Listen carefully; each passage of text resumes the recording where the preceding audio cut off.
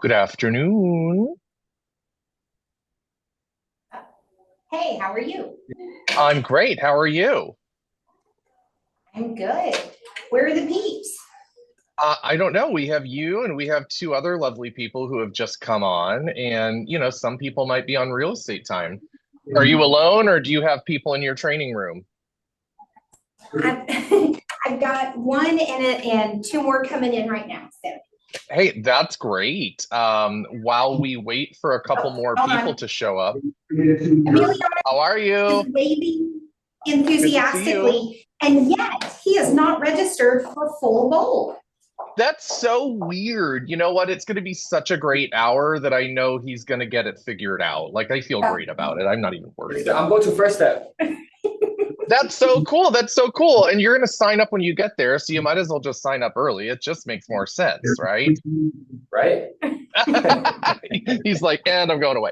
I love it. I love it. Hey, while we wait for another couple of people to jump on, I would love to hear. I know there's only a few of us, and I would love to hear if there's anything specific that you're hoping to get out of today, other than just the ability to sell more of your listings. Who's got anything specific they'd love to learn today? Oh, yeah. Hey, did you guys hear Hudson? He was asking a question. Is there anything specific that you'd like to get out of today other than just how to sell more listings? Yes. Okay. Emiliano says yes. What would you like to get I out of it? would like to just know how to price listings when it's hard to get some comparables in the neighborhood. Did you hear him? I love that, and it's so far we're not weird because that's in my slide deck. So we are covering that, and it's going to be great. So I love that. Karen, I saw you unmuted. Did you have anything, No, or I'm was just that an oops? listening. Oh, I'm listening. awesome, awesome. Thank you. All right. Well, hey, guess what? It's like 2:02. You all are here on time. I'm assuming some more people are going to show up based off registrations, and we're going to roll. And I really do want to encourage you and Monica, whoever's in your room, you can kind of help. Like, I will stop a number of times to ask if there's any questions, any follow-up, anything like that. Please don't be shy. One of the beautiful things about having potentially a smaller group is that we can really all get a lot out of this. So let's jump into it. I am going to share my screen so I can put there we go, share. And do you see my slideshow?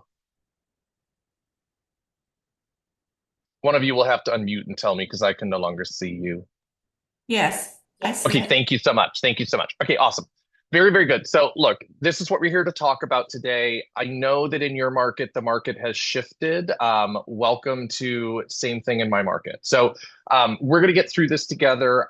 I have done this long enough to know that no matter where you are, no matter what the market does, like you can still have your best year ever in real estate, no matter what the market's doing. I've seen too many people do it. And this is the second market correction that I've been through in my career. So just know that. And that's what we're going to focus on today. And, you know, we know the market has changed. And because of that, our strategy has got to change with it. And my assumption is that if you're here today, that you probably realize that. And yet, like, what does that look like? And what do we do? So, the first thing that we have to address is that the best marketing strategy is proper pricing. And I really like, I'm going to say that again, and I'm doing it for a reason.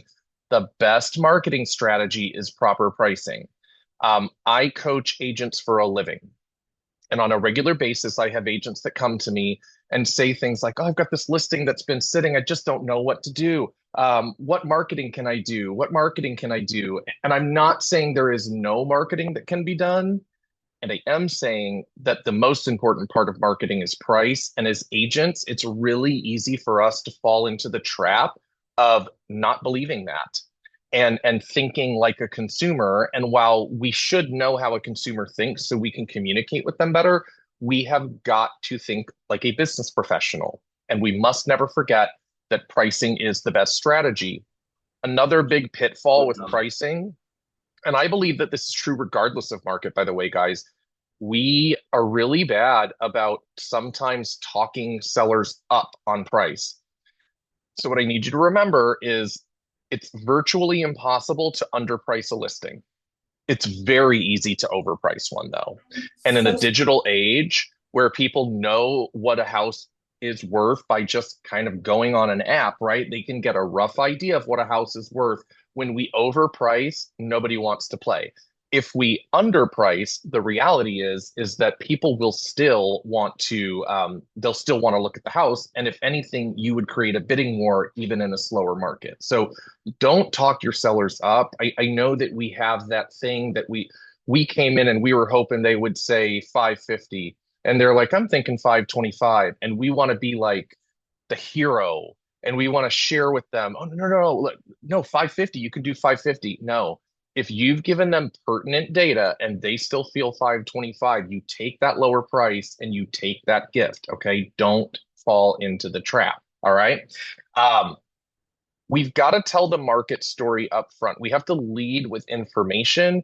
We have to leave with data. Ooh, let me let this person in. We have to leave with real live data, guys. Now, in your market, as mine is, I know that I know it's changing relatively rapidly. I don't know 100% how it's changing. Here's what I'll tell you. If you're not updating market stats every quarter, there's a problem. And probably in the current market, you should update it every month. Now, the great news is that I'm assuming whether it's the same program I'm used to or not, that if you don't want to compile a bunch of stuff, your leadership has tools and they can share with you what you need for those stats so that you can speak eloquently to a consumer. But we have to lead with what's really going on. And we have to make sure that our sellers understand what we're even talking about. A challenge that I see a lot of agents fall into is because we do this day in and day out, we unconsciously forget that we have to explain things to our clients. We have to remember that they don't know what a CMA is, right? We have to remember that they don't necessarily understand what a buyer's market or a seller's market is. We have to explain that to them. If you share like something great to share with somebody in a market like the one that you're in is how many months of inventory there are. But you simply telling them, hey, there's 6 months of inventory right now. Do they know what that means? Right. So we have to be really, really careful about actually sharing not only what the stats are, what the stats mean. And if they understand it already, great. The easiest way to understand if they understand what you're talking about is to ask them instead of assuming and potentially making somebody feel bad.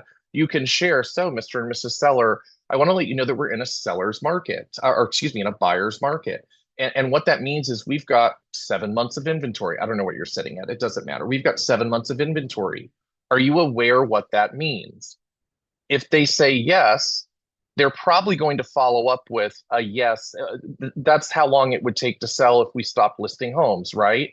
And you'd say yes. Most of them are going to say they have no idea what that really means, but they've heard about it. Great. Well, what that really means is that if no new listings were to come on the market, it would take 7 months to sell everything that we have.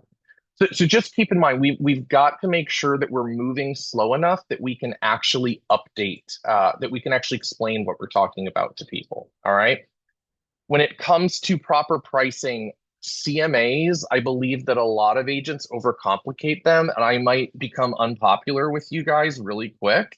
And so know that I'm coming from a place of wanting to help you.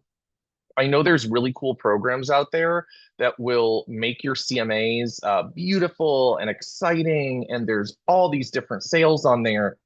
That's really confusing to a consumer. And in a market like right now, where we really need to be intricate with our pricing, we need to be careful and we need to be clear. I think that best practice is you do not share more than 3 or 4 comparables with your seller.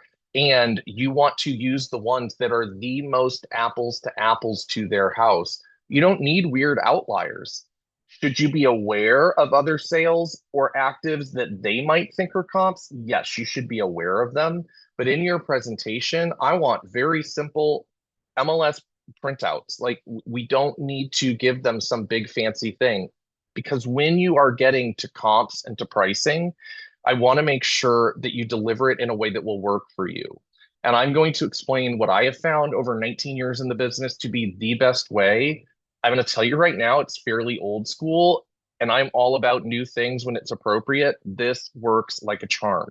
And so you've done your listing presentation, you're towards the end because we don't need to be talking about price at a listing presentation until the very end. You could talk about market earlier, but pricing should be the last thing before you close them. So you're at the end and it's time to do pricing. You're going to, I would assume at some point you've gone over the details of their home. And if you haven't, you would do it then. And I would have like the tax record and just go through and be like, confirm that the bedrooms are what they are. Now you've walked the house, you've probably confirmed some of it. Make sure the square footage is right, stuff like that, just to make sure that there's no ambiguity about what the house is. Because the way you're going to present the comps will go something like this. Have this person in. It'll go something like this. You're going to say, so, Mr. and Mrs. Seller, I've got 3 great comps to share with you, and let me go over them with you. I've got 123 Main Street. And as you can see, 123 Main Street has 3 bedrooms, 2 bathrooms, just like your home. And it's 1,750 square feet. Yours is 1,765, so real close, just like your home. It's on 1/3 of an acre, and you're on just over 1/3. So real close there as well. And like you're going to go through the major things and you're going to consistently say, just like yours, just like your home, just like this home. The kitchen's remodeled just like yours is, and the bathrooms are original just like yours is. Like, I want you, and what you're basically doing is reminding them constantly how similar these comparables are, right? Because what do most sellers think if we let them? That their house is so much better and so much more special than all of the other ones. So we've got to, without telling them that the house is not more special, we have to make sure that they understand, hey, this house is just like yours, this house is just like yours. You would repeat that process with the 3 comps, right? If you want to use 4, sounds great. I really would not use more than that. I promise there's a method to that madness. And then once you've presented all those comps, you're going to grab either a piece of paper. If you're digital, grab your Remarkable. You know, I use that as well. And yet there's a visual aspect to this that's really important, right? And so the idea is that, oh, you might want to mute until you're ready to share, whoever that is. Somebody's a little loud. So what you're going to do is you're going to grab something you can write with and write on, and you're going to say, okay, so we've gone over the comps, and you've got 123 Main Street at 650,000, and you've got 345 Main Street at 664,000, and you've got 567 Main Street at 675,000.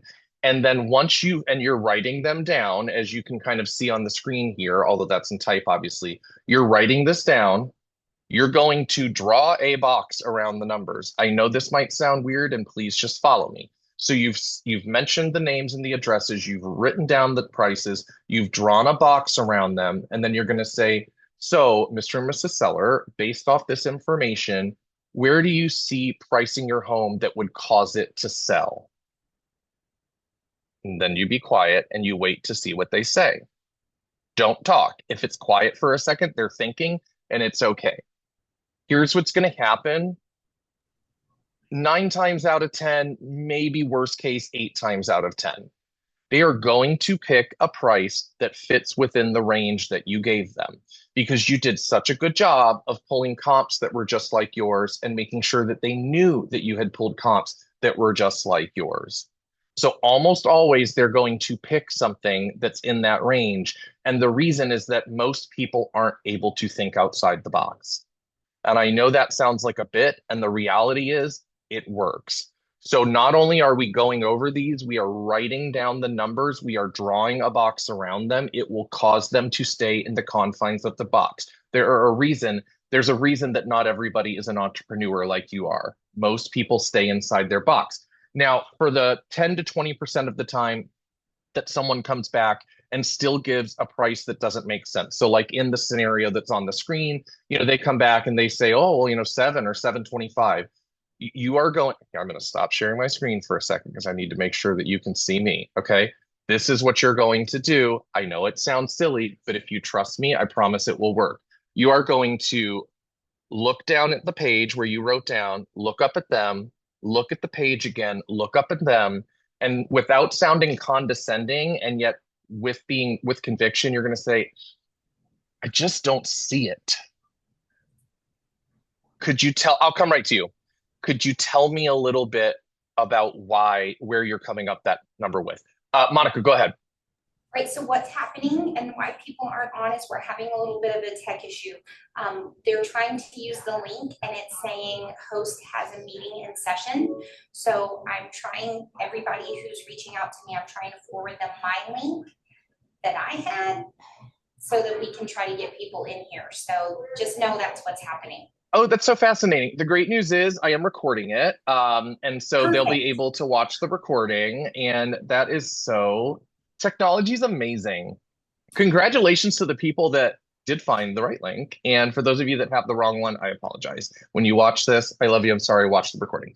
And thank you for keeping to do that. So before I actually share my screen again, I do want to stop because again, I want to help you figure it out when you don't get the right price from the start, and yet getting the right price from the start moving forward will change everything for you.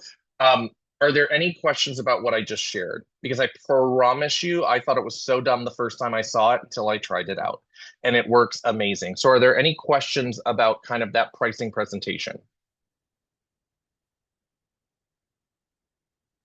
Nope, we're good? Okay, I'm going to keep going. If you have questions later, please feel free to reach out. Oh, you missed it. Sorry. I'm going to send out the recording, and if you just watch kind of the first little bit, you'll see it. I will share my screen again, and I can give you the short version, though, which is...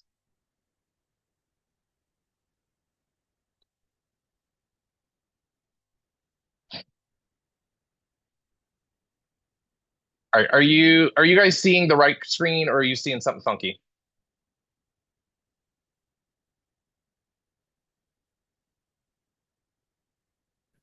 Do you see the slide correctly? I think so. Okay, cool. Thank you. Yeah, so the short version is just that you would A, not use a lot of comps, B, not use a crazy CMA system because as beautiful as they are, they're confusing to a consumer. And that you would use 3 or 4 comps. You would pick the most alike ones to the home that you're on the listing appointment for. You would go over those after you go over all the details and continue to show that it's just like their house. You would write down the prices of the properties you presented. You would literally draw a box around it and say, Mr. and Mrs. Seller, based off what we've discussed here, where do you see pricing your home that would cause it to sell? And the thinking around drawing the box, as silly as it sounds, is that people cannot think outside the box. So almost every time they will pick a price that is within range, which in this market is going to be important to you guys and your success. And on the off chance that they pick something that isn't in range, you're going to kind of glance, and then just say, I'm sorry, I don't see it. Could you tell me where you're coming up with that number from? And when they go to explain a number that literally makes no sense, somewhere mid-explanation, they will hear themselves and that they sound relatively ridiculous. And then you are more than likely to get a proper price listing. Okay, so that's that. Now, even if we get it right from the start, quote unquote, in an ever-changing market, are we sometimes not going to be right about the price? Well, the answer is yes, right? So I want you guys to start addressing price reductions from the start. And I know that it's not necessarily the most fun topic, and yet, and I'll say this later in this presentation, I genuinely believe that the reason that real estate agents are paid at such a high level as they are is because we have tough conversations. So agents are paid in direct relation to the tough conversations. So what I would say to you is that you should be addressing price adjustments don't call them price reductions, even though we know what that is. Price adjustments hits a little bit different. You want to address them at the listing appointment, okay? It's something you would do, again, towards the end as you're getting things signed. I will tell you something that changed everything for me was I created my own form. It wasn't part of my association, which was okay. I created my own form that had a number of things that they would initial to on there. And one of them was in regard to price reduction. And it essentially said that if we had gone 3 weeks with no offers, or we had 10 showings with no offers, that they would be willing to discuss price with me with an open mind. It's literally all it said. I know some agents that actually write price reductions into the listing agreement. I never went down that road because I never really needed to. I just wanted them to be willing to talk to me about it without making me out to be a villain so that we could get their home sold. What was really cool about having them acknowledge that and explaining it up front was that half the time, 3 weeks in, I would get a proactive phone call saying, hey, I know it's been 3 weeks. It's time to talk about the price reduction. What do you think we should do? Or I was thinking of XYZ price. I got so many passive price reductions simply because I was willing to have the conversation up front. So I would really challenge you to, whether you create a form or not, just to have the conversation.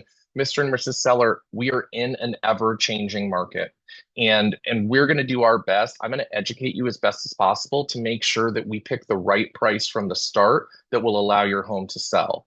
And if the market changes on us, I need you to know that there are certain times where we will have to discuss price, and then tell them it is if we've gone 3 weeks without an offer, if we've had 10 showings without an offer.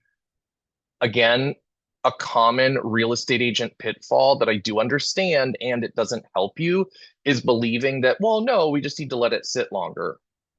It's just never the right choice unless we're talking about a high-end listing. Maybe you give more time. But when I say high-end, I mean probably triple your average price, like high end, not just like the move up type home. And when we go to get price reductions, we don't want anything less than 5%. Now, if we have a client that won't give us 5% and will give us something, is it okay to take what you can get? Absolutely. And yet, I'm going to tell you this much. We don't get what we don't ask for. And one of the agents that I coached just the other day reached out to me and said, hey, I've got this listing.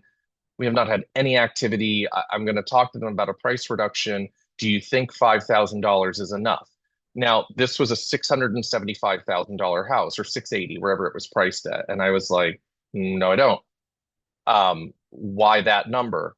Well, I want to make sure they'll say yes. Okay, well, let's approach it differently. Let's talk about the market. Let's talk about their motivation.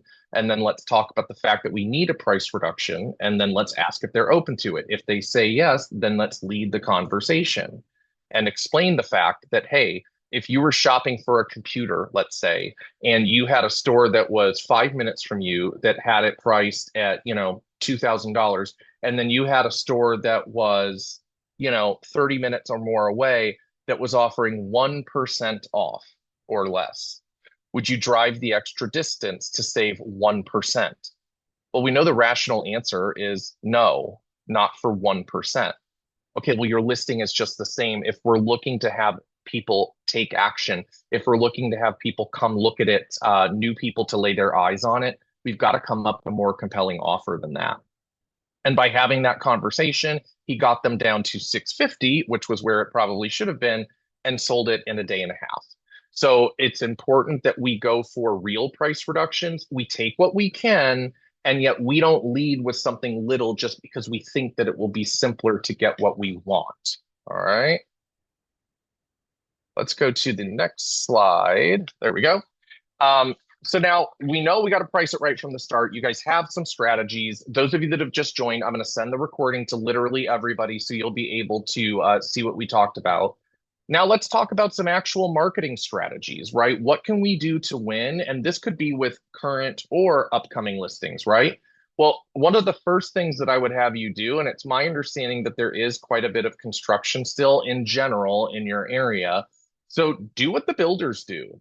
If you have somebody who is highly motivated and really does want to sell their home and you're in a slower market, well, then the reality is you have to do something to stand out from the crowd. A big part of that is pricing. And yet, if you look at what builders do, both nationally and locally, what I find is that they have much lower interest rates, especially the last year or so, where rates have been so much higher than people had become accustomed to. So it's great for you to suggest to a client who maybe doesn't want to go all the way to the bottom of the pricing scale, but is willing to get creative, to get with your lender and talk with them. Hey, I've got this listing at 123 Main Street. Here's the price. Assuming average credit, what would my seller need to pay in closing credits to get the rate down to 5.5%, 6%? whatever local builders are doing in your market. If you can lead with that messaging, I mean, that changes everything for a consumer. That's something that might actually get somebody off the fence. What about, are you pre-inspecting your listings? You know, when we were getting 22 offers in 3 minutes, we didn't have to think about that so much. And that's not the market anymore.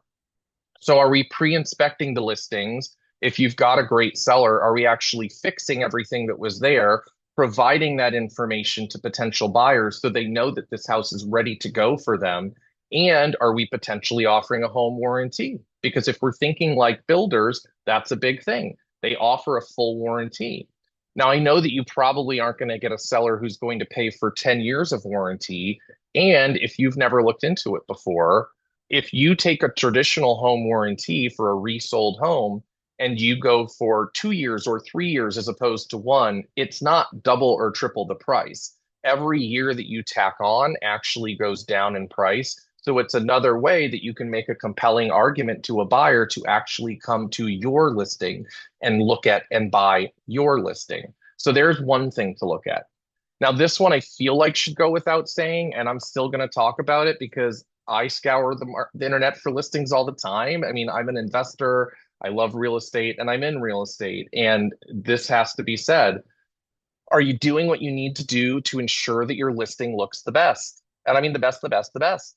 Now, you don't have full control over the nature of the home, right? The condition of the home. And yet, are we using a professional photographer no matter what? Guys, it's a business expense. It's expected, right? And make sure that you have a great photographer and not just an okay one. I'd rather you pay slightly more for somebody who is amazing than somebody who looks like they could have taken it with your iPhone, right? Or your Android, not to offend anybody. So are we making sure that we are using professional photography? Do we have video for guys for every listing? Remember, as consumers, I think consumers have gotten fairly lazy, and I don't say that even to be insulting. It's just that we live in the age of the internet, and so there's so much information to be consumed that they don't want to come look at a house unless they're certain that it might be a great fit for them. Video helps you do that. Like, it's just expected. And when you have a lot of competition, which as your days on market go up, that means you have more and more competition. What are you doing to stand out so that you're getting more showings than the average listing? Well, video matters. I believe, I don't know if it's prominent in your area or not. I find that this is very regional. You should have floor plans available. They're usually pretty inexpensive. Most great photographers can do them. You need to have so much information for a consumer that there's no unanswered questions other than, well, I got to go touch it for myself in person. That's how you ensure that you get a ton of viewings and therefore, of course, offers. In a slower market, are we utilizing reverse offers? Which reverse offers, by the way, all that is to me is you go through, you had 10 agents show your house in the last 3 weeks. You haven't had any offers. With your seller's permission, of course, I would go back to all 10 of those agents and say, hey, I spoke with my seller and they're really motivated to get their home sold. So we actually have a reverse offer for your buyer. I'm going to send you all of the details. It'll have price in there. It'll have what they would accept for terms as far as inspection, blah, blah, blah, all the pertinent stuff, right? And send it out, right? You have a seller's listed at 500,000, but if they got 475 today, they'd take it. Cool. That reverse offer is, hey, we will take 475. Here's how quickly we can close. Here's what we're willing to do for cost. Here's what we're willing to do for inspection and all whatever pertinent periods you guys have. Every state is different on contracts, right? So are we utilizing reverse offers? It works. Sometimes you have buyers that are sitting there in analysis paralysis, and somebody actually giving them the option can really, really help. Another great thing that, of course, is not groundbreaking per se, and yet what I don't want you to do, friends, is spend yourself into a hole. If you're going to do expensive marketing, I would only ever tell you to do it because it was going to help you grow your business. It's 2025 and print marketing is likely not going to sell your listing regardless of market. Internet marketing might help with clicks, and yet is it really going to sell your listing? I don't know. So I don't want you spending money on marketing unless you know that you're going to get a return for it for your business. So open houses are free, right? And I know a lot of you probably do them, and yet I find that a lot of agents hold open houses in a fairly ineffective way. And I don't say that to be insulting. I honestly say it because I don't know about you, but I have better places I could be on any given weekend than at an open house. So if I'm going to hold an open house, I want to make sure that I get a great return for my time. Oh, whoever's singing, can you mute whoever that is or music? We let me stop sharing and let me mute this lovely person. Oh, I think he just muted. Okay, perfect. Awesome. All right, let me go back to sharing my screen. Hey, actually, while I unshared it for a second, let me ask, are there any questions that have come up about anything we talked about so far?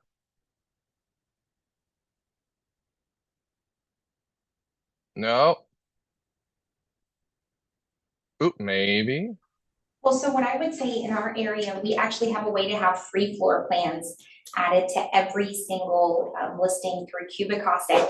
And you can do kind of like a somewhere tour, like a virtual tour for $15 with it that adds photos and matches it to the floor plan so people can walk through and see. So much cheaper even than Matterport, and it's just like that through HAR for us. So That's wildly cool. And yet I'm gonna guess not everybody uses it, do they? no, they don't. And it's been proven that the homes with the floor plans sell faster and people look at the listings longer. And so I don't know why everybody doesn't. I love that. I love that. Thank you for sharing that tool. I wish we had it and we don't. That's super cool. And the only thing I'm going to say in regard to that is I love the walking tour. Like, I think that's great, similar to Matterport. I think it's super cool. I want to say clearly that in addition to that, I believe all your listings should have a video, like an actual video. It's how consumers like to consume data anymore, and we got to meet people where they are. So that is super awesome. Thank you. All right, let me go back to this. All right. So open houses. So all I'm saying with them is I want you to make sure that you are holding them in a manner that brings you great results. Okay. Listings tend to have babies. If you've never heard that before, it probably sounds weird. And what I mean is that when one person lists, usually two or three other people in the same general area are likely to list. I don't create the science, that's just what happens, right? So something for you to keep in mind is that you're also looking for other listings at your open houses, which means you must show up at a high level and you should absolutely be inviting neighbors. Now we're going to talk about carrying a higher listing load as we move forward into this presentation. I want you to keep in mind that if you overpromise, you're going to burn out real quick. So I think your open house plan that should also probably be stated at the listing consultation is that you do open houses the opening weekend for every listing. And then if we ever have to do a price reduction, that's when you do them. If they want open houses every weekend, you will do your best to accommodate. And yet your promise is that you will do them when we list and anytime we reduce the price. That is going to save you from having to be in four places at the same time every weekend or constantly having to farm out open houses that probably didn't need to happen in the first place. Yet when you're there, you are going to invite neighbors. And whether that is through door knocking or through internet advertising or through pulling phone numbers and calling, like whatever it is, doesn't matter to me. But it is a great way for you to pick up other seller leads and look like a rock star agent that goes above and beyond everybody else. Simple stuff, guys. Like, I don't want to make this in a full open house class. If you're going to take the time to do one, though, make sure it's advertised however you're able to do that through your MLS, right? And I know with our MLS, it'll automatically auto-populate to third-party sites when you advertise it. On top of that, don't put five signs out. That's not enough. People get lost real easy. People don't follow through without help, right? Put out as many signs as you can. Throw balloons out. Make sure that you are communicating with people and showing at your highest level, that you're not sitting on the couch. Like, we can totally go down an open house rabbit hole, and I'm happy to do that with any of you at a later date. And yet I want to make sure that we don't park there too long. Just if you're going to market a house through open house, make sure that you're doing such a great job that you leave with benefit. And by the way, your job at an open house, aside from, of course, doing everything you can to sell that house, is to set appointments. I'm not saying don't collect people's information so that you can follow up with them. I'm saying they're in front of you. You're making a great impression. They think you're awesome. Close for the appointment there. And whether that is a buyer strategy session or a listing consultation, whatever it is, whether they're ready now or not in 6 months, your goal is to get an appointment and get in front of them so that, again, you're closing deals because of the open houses that you're doing. All right. Next slide is let's talk about it, right? If you're going to build a big business and a bigger business and your market is going to continue to change, you're going to find yourself in a situation where you have a lot going on. And one of the biggest traps that I see agents fall into, and I will say it's especially anyone newer up to what I like to call the mighty middle. So like let's say up to capper and below, right? What I see happen is we get our one listing or our one deal and we become really highly paid babysitters and we give all of our time and all of our attention to it. And I know why you do it and I understand it. And I also know that it doesn't serve you. So as you're going to have more and more things to take care of, I want to make sure that you've got systems in place so that handling current business is never going to stop you from bringing in new business because the secret to success in real estate is to always be bringing in new business, no matter how much you have on the books, because we live in an uncertain time and we're in a very uncertain industry. So systems keep us from not only losing our mind, systems keep us from being to blame for things that aren't really in our control. So I would recommend, number one, that you have a dedicated update day for every seller. Side note, all this stuff that we're talking to is great for buyers too. It's just going to be different conversations. And yet you should have a dedicated day. Your sellers should know that from the start. I recommend Wednesday. It doesn't mean it's the only day to do it.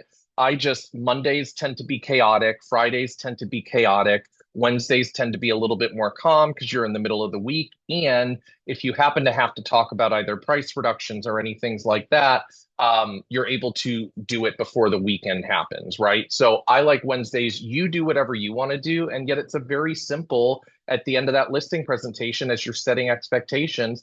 Hey, just so you know, every Wednesday, I'm going to be checking in with you and sharing any and all pertinent data that you need to know to make sure that you're fully informed. Now, you can reach out to me anytime. I'll always give you an update. And I want to make sure that you know that I will proactively update you every single Wednesday. This should be a phone conversation, guys. Now, if you have a client that absolutely prefers text, I think that's fine too. I would lead with phone when you're able to, because there's something about that voice to voice. And I want you to follow it up with an email recap. And actually, I would say it might even be a best practice to write the email first, don't hit send, use that as the template to make sure that you cover everything that you need to. And then, of course, you can hit send after that. Now, in a market like this, are we going to have listings that sit for longer? Yeah. Do we want them to sit forever? Probably not, right? We probably want to get paid. Your seller wants to be done. I would strongly suggest that every 3 weeks you get in front of your seller again. And I know that might sound like a lot, and you could do it over Zoom, and you could do this as a longer phone call. I don't think there's any rules here, but I think every 3 weeks we really need like a full-on reset. Like, hey, here's what the market is doing. Here's what's changed since the last time that we spoke in person. I think it's really, really important. On a side note, I will tell you that when I started my Florida career, because I've sold real estate in 2 different states, it was at a time, it was in 2014, and 2014 in Florida, it certainly wasn't the bottom of the market, but the market was still in recovery mode. And there were a lot of expired listings in my area. And we all assume that every expired listing is overpriced. And we also all assume that every expired listing is overpriced because the seller's unreasonable. I have to tell you, a solid 50% of the time, when I talked to the people about the price of their listing, they had no clue that it was overpriced because their agent never updated them or their agent wasn't brave enough to tell them. And so having that every 3 week reset is going to help you get to the desired outcome for both of you sooner. Okay. Every week I would go through every single agent that has shown the property. You know, business is down right now. It's a more challenging time to be an agent. I think it's a great time to be an agent because those who make it through tougher markets will just soar throughout their career. However, it can be challenging. We got to make it easy to do business with us, right? So I would go to every single agent that showed my listings once a week and just check in with them. Hey, thank you so much for showing 123 Main Street this last week. I'm just wondering, are there any questions? Is there anything that I can do to help you get your buyer to write an offer and put a deal together for the two of us? You know, it just can't possibly hurt. And when you play nice in the sandbox with other professionals and you make it easy to do business with you, it's just going to affect your results in a positive manner. And then the last system that I would really challenge you to set up for any and all of your sellers is I would set up an MLS search that matches their criteria. So if it's in a planned community, for that community. If it's not, do a 2 mile radius of similar homes. I never want them to find out without your help that something has come on the market or something is sold. They should know exactly what's happening at any given time, and it should come from you. And you should not be staring at your computer refreshing the MLS 24 hours a day. So if you simply just set them up on a saved search, they will always be informed. And on top of that, they will feel like you're going above and beyond. All right. How do we win from being in a market that has elevated inventory, right? The longer that our listings sit on the market, the longer we get to actually have sign calls, internet calls, and my actual team. I'm on the west coast of Florida. We're an expansion team called the HomeWise team, and we are highly referral and repeat business based. Like it's about 90% of our business. The bulk of the business that we do get outside of that referral does come from existing listings because what we find is when you have a consumer that's randomly calling or clicking buttons around listings because they don't have an agent, it's not that they don't want to work with an agent or they're not willing to. They don't understand the benefit. They maybe don't understand the NAR changes. They think they'll get a better deal going through the list agent, which we know technically is not usually true, right? And so you have an opportunity to have those calls, and that means you've got to know how to master the calls, right? When you ask questions, you control the conversation. And when a consumer calls you on your listing, we all know what the first question is. How much is it, right? Well, when they ask you that question, usually they've called you when you're busy or you're over it. And so you probably tell them the price and then they hang up and they're done because it probably doesn't meet their criteria. So we've got to be careful and we've got to treat those golden calls or internet clicks differently, right? When they ask what price it is, you're going to say something along the lines of, hey, you know what? It's a great listing. That's a great question. I want to look up the most updated pricing for you. And while I did that, or while I do that, I'd love to know what attracted you to this particular home. They'll tell you. Awesome, awesome. And how long have you been looking for a home? This long. Great. And what's your ideal price range? Guys, they'll tell you because they want the information. So you're going to ask two or three questions to find out a little bit more about them. And then, of course, you will give them the price because it's at some point you have to, or else they're going to hang up on you. So you'll share the price. We know very well and good that it'll probably be the wrong price for them, and you'll say, hey, gosh, I know you're looking to spend 4 to 450. This house is 550. And I can think of like two or three listings right off the top of my head that are similar and in your price range. Would it be helpful for me to send those to you? Now they're going to say yes. They're absolutely going to say yes. Cool. Well, in order to do that, you're going to ask them a few more questions. You're going to get their contact information. You're going to ensure that they're not working with an agent. You're going to ask a few more questions. Then you'll send them the listings. Then that gives you an opportunity to follow up again and talk about setting up a buyer consultation. Guys, they need our help, but they don't understand why. And when you can explain that to them, you win. A lot of agents, when the market gets tough, understandably so, they back down on any type of marketing that costs money. I want to challenge you. Now, of course, be smart and play red light, green light. If you don't have any money, please don't commit to spending it. And yet, if you're in a position where you're able, this is when you should amp it up, guys. If you have a farm or have ever wanted to farm, it is a great time to start a farm, reignite a farm, revamp, expand a farm, right? Because most agents are going to back down. And I can give you farming 101 in a matter of a minute or two, right? It has nothing to do with your experience or your success level. He or she who markets the most to a farm and does so consistently will always win. And so if you have your competition mailing once a quarter or even once a month, you start mailing every 3 weeks. 6 months from now, you're the only name that they'll be able to remember. And more than likely, those competing agents are going to give up and stop spending. So it's a great time to farm because it's an easy time to pick up market share. There's an agent who I've looked up to for many, many years. She's a mega agent in Southern California where I used to live. Her name is Elizabeth Doe. And how she built her business was she had a system for basically mini farming around every listing of hers. And so what she did is every time she took a listing, she would send out X amount. I don't remember her number, and her number wouldn't be yours anyways. You'd have to go off your own budget. Excuse me. What she would do is she would mail out X amount of just listed postcards. The minute that house went under contract, she would send out the same amount to the same people under contract. Now, of course, I know it's not as common in your market, but if in your market currently, and yet if it were multiple offers or anything exciting, you would share that. Okay. Then she would send out a just sold postcard when it sold. Then 30 days later, she would send out another just sold postcard. Yes, it's repetitive, doesn't matter. 6 months in, she would send a final just sold postcard for the same home. I know that might sound crazy, and yet she's built an MREA business out of it. It was the primary way that she grows her business. So are we marketing for ourselves, not for our sellers? Because let's be frank, it's not going to sell the house. Are we marketing for ourselves around every listing? Because it's hard to get them, right? And then tell your stories as the market continues to shift and as consumers realize that it's changing and it's getting a little bit more difficult. You as professionals are going to have wins, and we need to start being louder about them in the stories that we share, in the social media posts that we make.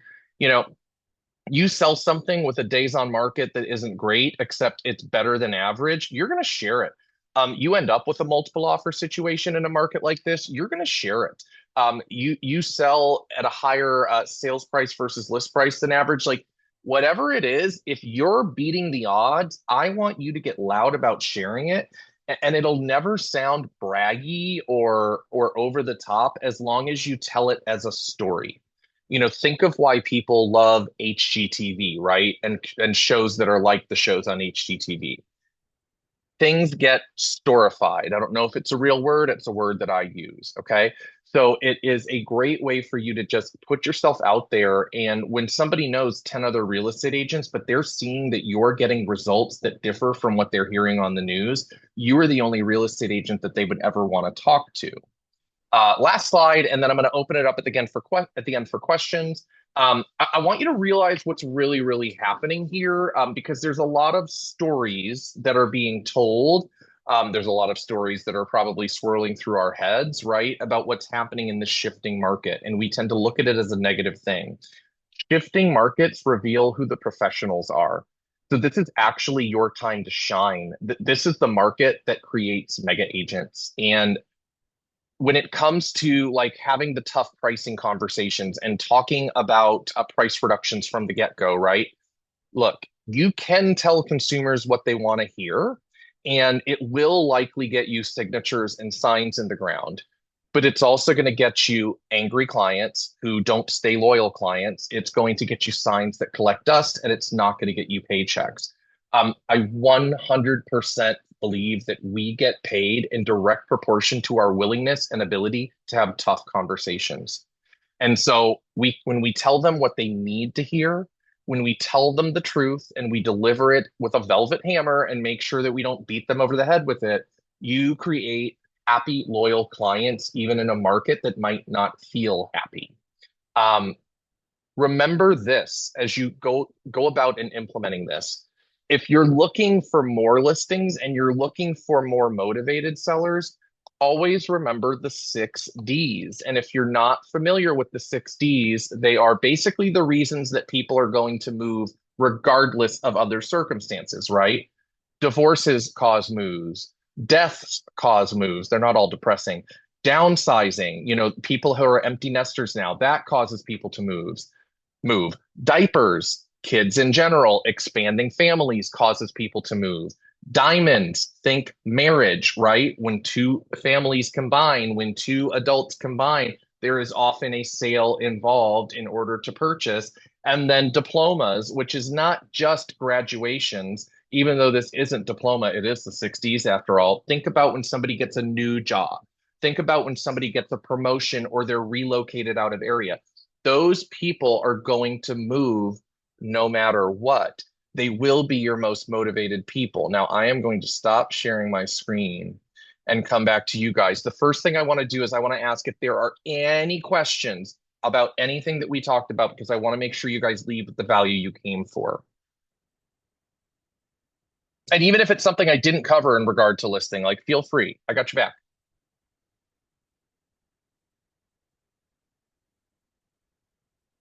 So many questions. Okay, then let me do this. You got one, Oh. you got one. Hold on. Oh, perfect. Ask him, what if it's been difficult to sell a property? But you sold it, like, can you still brag about that? Like, it sat on the market a while, but you got it sold. How to put a I love positive, that. yeah. So remember that the average, like I'm assuming you're talking about telling clients, friends, whatever, not other agents, like they're not Yeah. going to log into the MLS and double check you. So I'm not saying lie. What I'm saying is tell the positive parts of the story. Positive part number one, you sold it. Sweet. Like, what is the story around selling it? And I will say, sometimes be careful, and sometimes having full transparency and actually being willing to share, like, hey guys, this one was tough. And we got it done. Because I don't think it's horrible to share reality, and you can also just share the highlight reel, because again, the average consumer, your friends, your family, your past clients, they're not going to double check, oh, how long did it take them to sell it? Like, they don't care. They just know that you got the job done. Now, of course, on the flip side of that, when you do something that is exceptional, definitely get specific on that. What about Any like other marketing questions? it- Oh, go what ahead. about, like marketing it to like the neighborhood? What about marketing it Oh to yeah. So great question. Yeah, absolutely. It's a just sold. It's just sold. You just don't add other stuff. The only time I would tell you to add other stuff is like when there's something great. Did you sell for less than average time? You better. You better tell them. Did you get multiple offers? You better tell them. Guys, if it sat for 177 days and you sold it, just don't share the 177-day part. And yes, some people will know it, but honestly, who cares? Most people only know what's right in front of them. And, the beauty about, say, sending a just listed postcard or doing even an ad on Facebook, like it's numbers, and it's just as simple as getting in front of the right person at the right time. The message isn't as important as the consistency in your systems. There Love was it. a study by Hobbs and Herder where they created a fake agent and did an 8x8 campaign and then knocked on 300 doors, and that fake agent was the #1 agent in the area. Yeah, guys, I'm literally like, it almost makes me crazy that more agents don't farm, because, and now if you're not in a place where you can spend the money, that's totally different, and you need to do other things till you have the money, right? When you have the ability, everyone should be doing it, because all you literally have to do is mail more than your best competition. Give it 6 months to a year, you'll take it over. Like, it is foolproof. It's such a great way to build business. It's also a great way to create a more comfortable and convenient business, because if you farm a specific area and start to get a lot of business there, you don't have to drive all over Kingdom Come, because I know that Houston is an hour from Houston. So like, I know that it's better if you guys kind of concentrate your business in one area. So I love that. We Very have good. another question. Go for it. Because I have a listing like an hour away. Would it be smart farming that area even though it's an hour away? So here's what I heard him. So here's what I would say. Would I farm it like long term? I probably wouldn't, because that's a long drive. Now, if I wanted to implement like that mini farm system that I mentioned, and you're willing to drive there again for another 2 or 3 listings, well, guess what? Yeah, I would do that. I just don't know that I would commit to like, hey, for the next 10 years, I'm mailing here, because that's a lot. But if you're willing to drive there again for another listing, at least do the base level of marketing. Anything else? So simple, just going back over the basics, and you're always trying to invent something new, and it's just basically the basics. It really is. And this is where we go back to the basics. And I want to acknowledge the fact that I don't know who's in the room, but I just know the makeup of real estate agents in general right now. Like most real estate agents have actually never had to master the basics because most real estate agents are 10 years or less in the business, and you've only ever known for the most part, a seller's market, right? And that's okay. And you got to put yourself in an environment where you can actually learn the basics. And so, if you'll indulge me, I'd like to share a little bit about Bold real quick. I think a lot of you have probably heard about it already. And yet, for those of you that have not decided to join us yet, look, I need you to know this. Bold is simply the opportunity to put yourself in the right environment to create your own success. The market is irrelevant to your success. And if you're telling yourself a different story, it's time to give yourself a mindset shift. No matter how difficult the market gets, somebody's going to make a ton of money, and it might as well be you. Somebody's going to pick up market share, and it might as well be you. And what I can tell you, Bold, it does is it has a history of helping people succeed at a much higher level than they are used to. That's what Bold is, right? The different thing about this Bold is that it's also full of new material directly from Gary Keller and his top 200 agents. We are going to give you everything that you could possibly need to be successful in the current market. Like every lead gen technique, every listing consultation idea, buyer presentation idea, all of them come from the top agents in the company, and they're what they're using now. And they're in a shifting market just like you. So it's literally an opportunity for you to get out of your own way, stop buying into the stories that are swirling around your lovely, lovely head, and take control of your destiny. So what I'm going to do, and if there's any questions about Bold, I would love to share them. I'm going to do two things. I'm going to put all of the dates and times in the chat, and then I'm going to put how you can easily register. Well, I mean, that's if my computer wants to cooperate with me. There we go. Just kidding. It's been Tech Tuesday for sure. Look, I mean, it's just all kinds of fascinating up in here. Okay, here's the dates and times. And then here is, if any of you, those of you that are in the room, if you're ready to get registered, I'm certain that your lovely team leader will literally jump on that opportunity. So I'm not worried about you. For those of you on Zoom, if you would like to register, I'm going to put this in here. Oh, it would help if there we go. If you would like to register, I just want you to email me. So take a picture of it, like email me. If you're ready to just come to the free first step, I got no problem with that. It would be a great way for you to make an educated choice, and you will leave with value and you will leave with leads. So if you want to do first step, email me, give me your name, number, and your email address. Of course, I'll have the email address. So give me your name and number. What we will do is we will get you registered for first step, and you'll get a confirmation, and life will be beautiful. If you're ready to sign up for the whole thing, like our friend in the room, and you know that this is where you need to be, still email me, but just specify that you're looking to register for full Bold. And what we'll do is we'll reply and we'll get some pertinent information from you, and we'll get you registered. Lastly, you have my email address. If you just have questions about Bold, let me know. It comes to your area once a year, guys. So you could say that, oh, I don't know if now's the right time. But if your business is not running at a 10 out of 10, can you really afford to wait a year to fix it? Would be what I would ask you with love and respect, right? So I want to challenge you, if you are not already registered, at least come to step one, because I say this with conviction and honesty, that there is nowhere else that you could be that day that would be smarter for your business.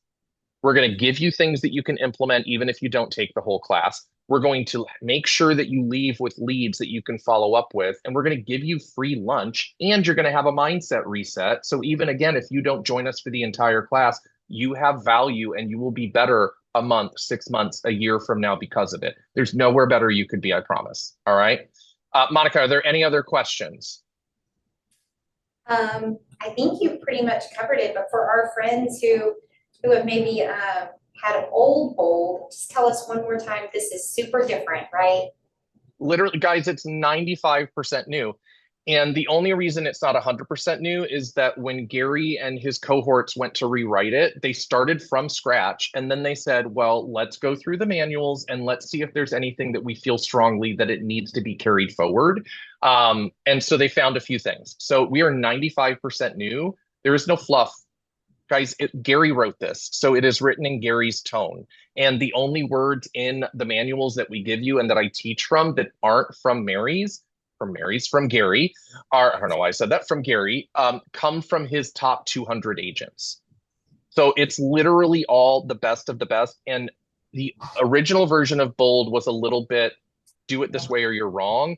This is, hey, there's a lot of different ways that you can do this. We're going to give you all of the ones that have been working best over the last 12 months for our top agents in the company. You decide which things you want to implement. Either way, you'll win. So it's a much different feel, way more focus on social media. We teach a lot of lead gen that's outside of the box, AKA like fun and enjoyable. It's a very different feel with the same foundation of it is all about your mindset and action, and we give you what you need to grow. My friend, Kay Adrienne, what is your question? I'd love to help. I was wondering, are we allowed to attend the Bold class on Zoom? No, the Bold class is in person. It is at the Kingwood Market Center. And I will tell you this, even if you could, like I've done Zoom Bolds before because during COVID, that's what we had to move to. I promise you won't get the same result. Are you part of Kingwood or are you at one of the other market centers? Kingwood? Okay, you're Kingwood. Oh, well, so get in there. Yeah, no, there is no Zoom option. We're for proprietary reasons, unless it was a Zoom Bold, which this isn't, I'm not allowed to do it. But just from a human level, I can assure you, you will have a better experience if you are in person anyways. Okay, thank you. You're welcome. Thank you for the question. Monica, anything else? Nope.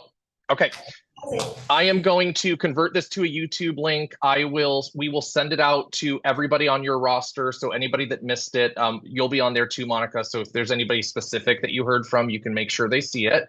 And guys, use my email. Let me know if there's anything I can do, any questions I can answer, and I will see you in a week at Bold.